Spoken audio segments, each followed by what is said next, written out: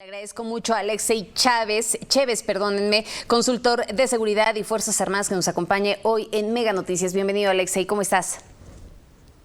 Magda, muy buenas tardes. Un saludo a ti y a tu auditorio. Muy buenas tardes. Platícanos, por favor. Hace un momento hacíamos un recorrido por algunos estados de la República Mexicana. Vaya situación, la de la violencia que se está viviendo hoy en día en nuestro país.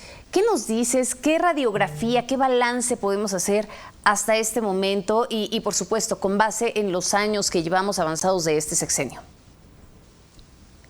Bueno, un análisis muy puntual.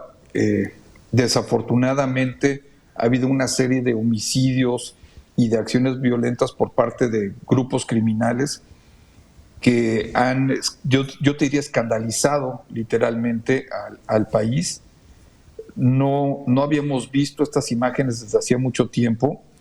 El gobierno había estado diciendo que para el primer trimestre del año había habido una baja en todos los indicadores de los delitos de alto impacto.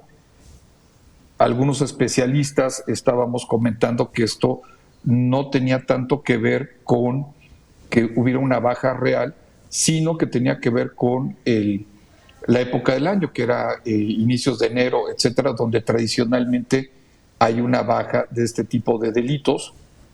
Y bueno, lo que estamos viendo en este segundo trimestre ya es que realmente no es como nos los estaba pintando el gobierno. Tan es así que hoy el presidente declara como logro un 75% de reducción de secuestros, como único logro. Si hubiera tenido otras cifras que podría haber dicho, las hubiera hecho, y simple y sencillamente lo único que habla es de un 75% de disminución de secuestros, que también hay que recordar, esto tiene que ver con el trabajo de la Comisión Nacional Antisecuestros que se creó en el sexenio pasado, no es algo que sea de esta administración. Los secuestros han venido bajando cada año gracias al trabajo que hacen los integrantes de las comisiones estatales y la Comisión Nacional.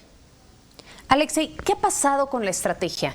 ¿Está dando resultados? ¿Se está quedando corta? ¿Tenemos un estado rebasado inclusive por el crimen organizado? Hoy en la mañana escuchamos al presidente López Obrador desestimar inclusive las declaraciones que en su momento habían dado agencias estadounidenses en donde decían que el crimen organizado ya tiene presencia en al menos 30% del territorio nacional. Hoy el presidente sale y dice que no es así, que se va a seguir aplicando la misma estrategia porque es la que está funcionando. ¿Qué me dices? Bueno, esta es una declaración que hizo a principios de año el comandante del Comando Norte, NORCOM, donde él dice, y ha seguido diciendo, que el crimen organizado tiene controlado el 30% del territorio nacional. El presidente y los organismos de seguridad del Estado han dicho que esto no es así. Sin embargo, las imágenes que vemos cuando en Tapachula hay 100 hombres armados que por 2 o 4 horas toman el control de una ciudad como Tapachula sin que haya una respuesta efectiva de los 500 elementos que están asignados específicamente a esto, de la Guardia Nacional más la Sedena, pues habla de que definitivamente hay una disparidad entre lo que la narrativa oficial y lo que viven los ciudadanos todos los días en las carreteras y en las poblaciones de México. También hace poco un convoy de 50 elementos más o menos pasa por una carretera y elementos del ejército mexicano en inferioridad numérica, hay que aclararlo, pues no tienen otra opción que dejarlos pasar, porque ahí están las imágenes, porque no pueden contrarrestar, no tienen los suficientes elementos ni el poder de fuego para enfrentarles. Entonces, sí hay una disparidad entre la relativa del Estado, del gobierno mexicano, y lo que estamos viendo y viviendo todos los días en imágenes. Definitivamente no hay una respuesta, al menos que yo la aprecie, concisa, o unos resultados claros de la estrategia de los famosos abrazos no balazos y de generar oportunidades para los jóvenes. Esto no se ha visto reflejado en ningún número fuera de los secuestros, que ya lo aclaramos. A ver, y ¿qué Dime. Qué bueno, déjame interrumpirte aquí. Qué bueno que dices, a ver, el ejército no tiene el poder de fuego para enfrentarlos, y citas justo este convoy de presuntos delincuentes o criminales en donde pues finalmente los militares los ven, los dejan pasar e inclusive vimos algunos cartones en donde se ve como los miembros del ejército nada más los van saludando, ¿no? Esto a manera de burla y mostrando esta realidad sumamente grotesca. ¿Es porque no tienen la capacidad de fuego para enfrentarlos o es porque tienen la orden de no enfrentarlos, que son cosas diferentes y que justamente podría hacer referencia a esta parte de los abrazos y no balazos? Absolutamente. Quiero dejar muy claro, el Estado mexicano, las Fuerzas Armadas, la Guardia Nacional, tiene las capacidades para cualquier amenaza nacional que se le presente. No hay una amenaza a nivel local, nacional, que pueda enfrentar exitosamente a las Fuerzas Armadas, a la Guardia Nacional. Lo que no tenían en ese momento era el número de personas para poder enfrentarlos. Y hay que ser muy claros en este sentido.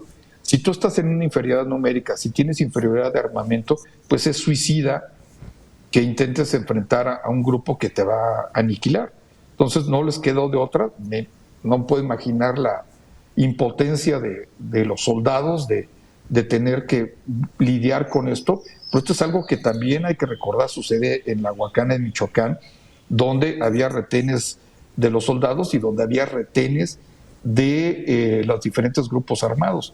O sea, esto se ha vuelto una cotidianidad, que nuestras Fuerzas Armadas, nuestra Guardia Nacional convivan con elementos del crimen organizado sin organizar una respuesta que me queda clarísimo que puede ser contundente y definitivamente es muy superior a lo que ellos puedan presentar como amenaza.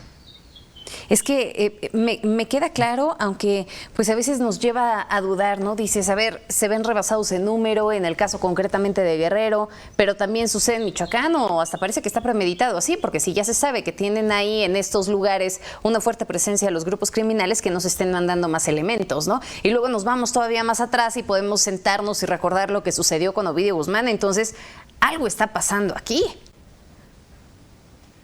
Completamente. Hoy en una entrevista, el general Naranjo, general colombiano, estaba hablando precisamente de la mala distribución de los elementos de las Fuerzas Armadas en esta lucha. Estamos pulverizando, atomizando los elementos, estamos mandando 500 aquí, estamos mandando 300 allá, y claramente no son suficientes porque además hay que recordar que el país es muy grande. Y si mandamos 1,000 elementos a un estado, por pequeño que sea como Tlaxcala, tenemos que dividirlos en las carreteras, etcétera, y acabamos poniendo un batallón muy pequeño, a veces hasta una sección, donde no es suficiente para un convoy como el que vimos que están en tus imágenes ahorita. No, pues no van a ser suficientes porque, Alexei, los tenemos construyendo aeropuertos, los tenemos cuidando las aduanas, los tenemos en otras cosas que no son precisamente ese tipo de situaciones para las que deberían de estar enfocados, ¿no? Para las cuestiones de seguridad. A ver, los tenemos hasta repartiendo medicamentos.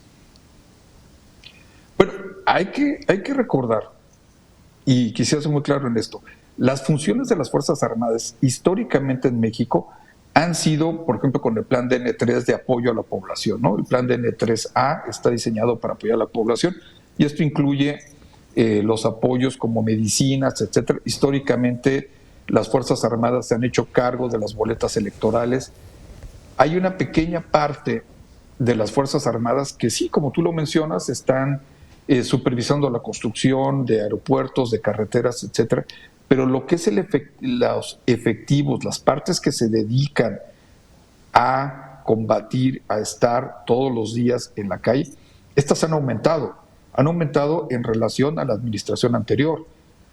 Anteriormente había 36,000 elementos aproximadamente de la Policía Federal que estaban en la calle combinados con unos 38,000 elementos de las Fuerzas Armadas.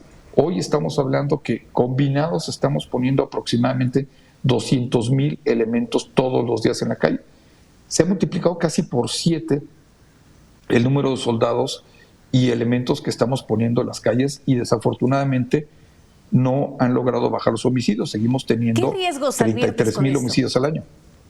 ¿Qué riesgos adviertes con esto? A ver, dices, se intensifican 7 veces más, pero seguimos teniendo estos datos. Bueno, son datos estremecedores y lo compartíamos con la audiencia hace unos momentos. La cantidad de homicidios que llevamos hasta este instante, 123,364, nada más en el sexenio, ¿no? O sea, en total en el sexenio de Peña Nieto fueron 156,066.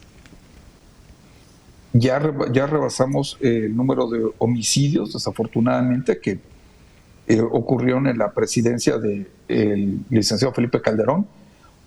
Hoy, las predicciones de muchos expertos es que para finales de la administración del presidente López Obrador, el número total de homicidios va a sobrepasar los de Peña y los de Calderón juntos. Es terrible esto. Sin embargo, el presidente sigue insistiendo en que esa es la estrategia adecuada. Desafortunadamente se nos olvida que el crimen organizado es un negocio y ellos no van a atender los llamados del presidente solo porque así se los pide. Ellos están haciendo su negocio y van a seguir haciendo esto, y con esta estrategia, por así llamarlo, porque para él es una estrategia, lo único que está haciendo es que los esté empoderando, les está dando más ganancias, les está dando más territorios que controlar, y por eso se están generando estas peleas, porque poco a poco están tomando más y más territorios que controlar. La entrevista con el presidente municipal de San Cristóbal por el control de un mercado, pues es inverosímil. O sea, que 100 elementos criminales vayan y tomen un poblado, una ciudad casi como San Cristóbal, por el control del pago de cuotas de un mercado, es surrealista, por decirlo menos. Es surrealista y además responde a esta falta de Estado de Derecho, ¿no? Qué lamentable que estemos viviendo esta realidad en nuestro país. Muchísimas gracias, de verdad, Alexei, por estos minutos con Mega Noticias. Magda, que tengas muy buena tarde. Saludos a tu auditorio.